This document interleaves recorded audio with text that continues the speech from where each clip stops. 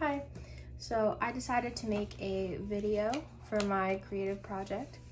My original question is, how do technology platforms encourage addiction, and how can people harness these tools and set boundaries? So basically, I'm just going to talk about what behavioral addiction is and how different social media companies take advantage of that and engineer their products to get us addicted.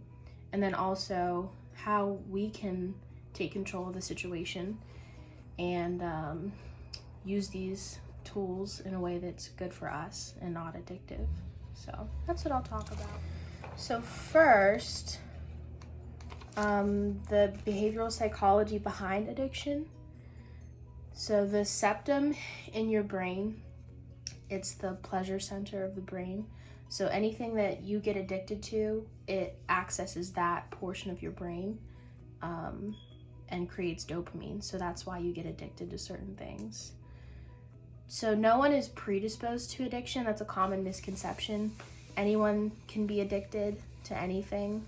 And there's a story I have about that that I came across in my research about veterans from Vietnam. So during the Vietnam War, back in the 70s, there was a lot of heroin use over there. A lot of the soldiers were getting addicted because it was just like all over the place and they wanted to keep selling it. So they had really easy access to it. Almost everybody was addicted.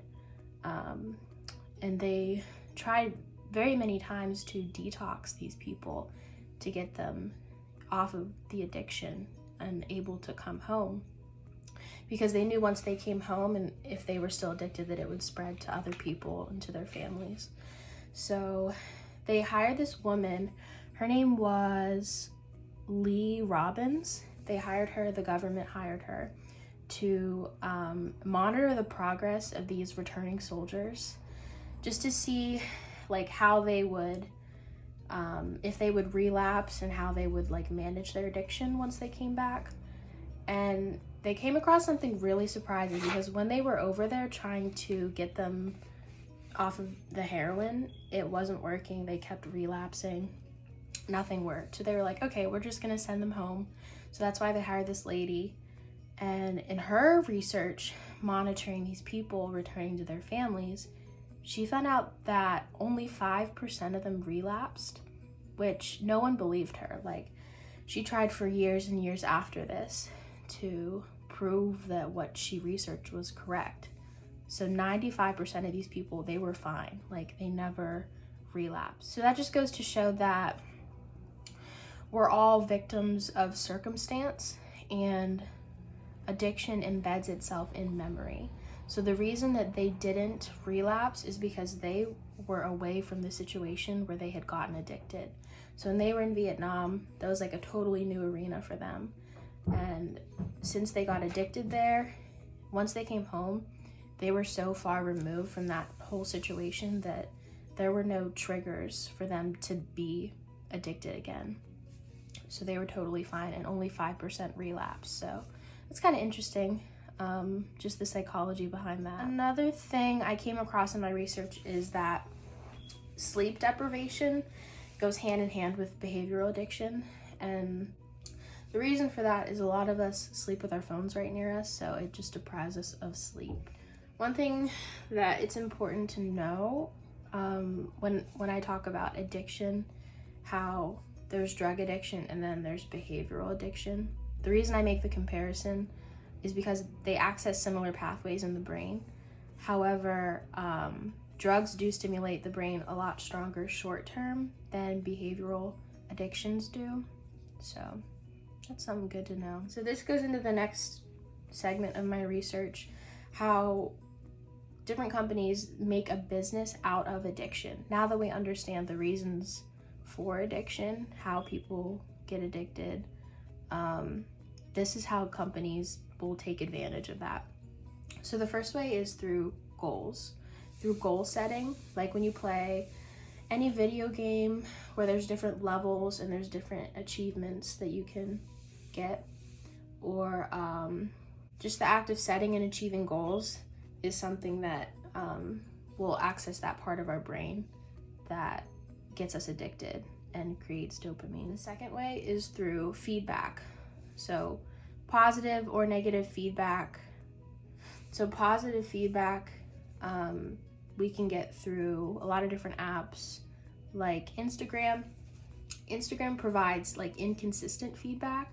So when you get like a certain number of likes on a post, or a certain number of comments, it keeps you coming back because you know that you're going to get a response.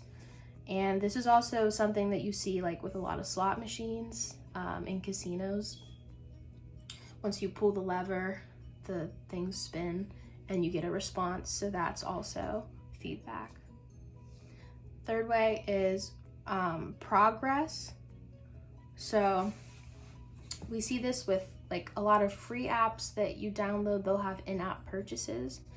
And if you make it to a certain point, then if you run out of lives, you can buy more. So you'll have something pop up on your screen and it'll say, if you want more lives, just spend 99 cents. And a lot of people think, oh, I made it this far, I might as well just spend the money and keep going, because they already have that addiction forming. And that just keeps it going. Fourth way is something called escalation. So when you're playing a video game especially, it'll get harder and harder the farther that you go. And this is something called a ludic loop, which starts to form. And it just, let me see the definition. So the definition of a ludic loop, it's the brief thrill that you feel after solving a puzzle, which is only to be replaced by a new puzzle. So you solve a puzzle, so you solve a problem in the game that you're playing, and then it gets replaced by a new problem. And that just keeps you coming back for more. So breaking that loop requires irritation at the system. So there was this one woman I came across in my research. To keep from getting addicted, she would not upgrade her software, which would result in like lag in the system, and then she would get irritated and it would break the loop for her. So that's how she kept from getting addicted. The fifth way that companies try to keep us addicted is through cliffhangers. So we see this in like Netflix and different video streaming sites. So this contributes to binge watching, because once you see the end of an episode and there's a cliffhanger, you don't know what's going to happen next. It makes you want to watch the next episode. So Netflix actually developed something back in 2012, and I'm sure we're all familiar with it. It's called the post-play feature. So once you're done watching an episode, it counts down 5, 4, 3, 2, 1, and it just automatically plays the next episode.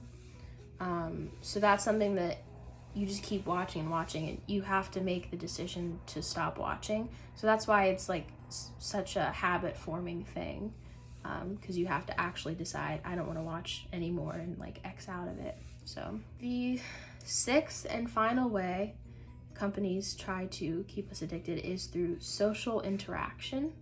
So this is like another form of feedback. Sites like Instagram, Facebook, and other social networking, they provide positive and negative feedback. And the unpredictability of what one you're gonna get is so addicting. So let's say you post a photo on Instagram and it gets a certain amount of likes. It gets like a nice amount, the amount that you want. And then maybe an hour later you post another one and it only gets like 20 likes. That's like the unpredictability of it. So you get a positive feedback and then you get negative feedback. And that's what is so addicting and keeps people interested. So now that we know some of the ways people make a business out of addiction through technology, what are some solutions? How can we keep from falling into the trap? So a possible solution is nipping addictions at birth by introducing technology slowly and with supervision to your kids. Because when you do it all at once, it's just kind of overwhelming, and that's such an important time for development, especially like through social interaction. So it's important to involve them in activities that are more interactive and less passive. Like a lot of technology is more passive interaction. The second way is to replace the addiction with something else, like a distraction. And we see this a lot, even with like drug addiction, or even like addiction to cigarettes. When people quit smoking, they'll chew nicotine gum, they'll do the patches, or some people will do like sunflower seeds. They'll just eat and replace it instead of smoking. So with this distraction, you're replacing the behavior while still getting the reward. So the important thing when you're doing this is to keep the cue and to keep the reward, but you replace the routine. So let's say you're addicted to biting your nails. So when you feel like the rough edges of your nails, that could be the cue. But instead of going and biting your nails, you could squeeze a stress ball like 10 times. And then the feeling that you get in the end of like completion, whether you're biting your nails or squeezing the stress ball, it's the same feeling. So if you're replacing it with the stress ball, you're gonna get the same reward, and it's gonna help you break your addiction. There's another method people use called self-talk. So they say, instead of saying I can't do something, they say I don't do something. So the difference between the two, saying I can't, it kind of takes away your authority and makes you feel more like a child when you're saying something. So if you say I can't miss my workouts versus I don't miss my workouts, then you're more likely to follow through. So if you say, with technology use, I can't use Facebook, you're more likely to fall back into that habit. Whereas if you say, I don't use Facebook, then you're less likely to fall back into that addiction. Another thing that can help break addiction is proximity to the actual device. So these devices, they're engineered and marketed to be with us and to remain on us at all times. So it's very hard to break this habit and to avoid keeping our phones so close to us. So the act of keeping your device far away, they say out of sight, out of mind. So it's a lot less likely that you'll be addicted if you keep it farther away. Then there's another method called aversion therapy that they use in psychology. There's this product called Pavlok. If you've heard of, in psychology, Pavlov's dogs, that they used aversion therapy for the dogs to avoid a certain behavior. That's why they call it Pavlok. This is a product designed by a man named Manish Sethi. And he says, a few years ago, I hired a girl to slap me in the face every time I went on Facebook. So instead of doing that, he invented this product. And it's basically a wristband that gives a vibration or a shock when you engage in a bad habit. And this can either be manual, so if you do the habit, you can say shock or vibrate, or you can pair it with apps so that it knows when you go on Facebook or you go on Instagram. And this retails at like $500, so it's not super popular, but it might be in the future. Then there's this app called Facebook Demetricator, and it removes the numbers from posts. So let's say you post something, and of course it tells you how many likes and comments you have. With this app, it removes the number of likes and the number of comments, so you can see like that people liked it and that people commented, and you can read what they commented, but it doesn't give numbers to those. So like not quantifying it is a way to avoid addiction to it. Lastly, there's this thing called gamification, which is taking a non-game experience and turning it into a game. So we see this with things like Apple Watches. If you make the goal to exercise more or move around more, it's not something that's normally an activity that people like to do. So by counting steps or making like a game out of it, it's something that people are going to want to do more. So this is done by way of points, badges, and leaderboards. So gamification is one way to replace bad habits with good ones and to make those good habits something that's enjoyable. So in conclusion, my research showed various ways that social media sites and other forms of technology encourage addiction, and also some solutions on how we can keep ourselves from falling into that addiction. The book that I used a lot for this project is called Irresistible by Adam Alter, and I highly recommend it. If anyone wants to read it, it's on Amazon. Thanks for watching.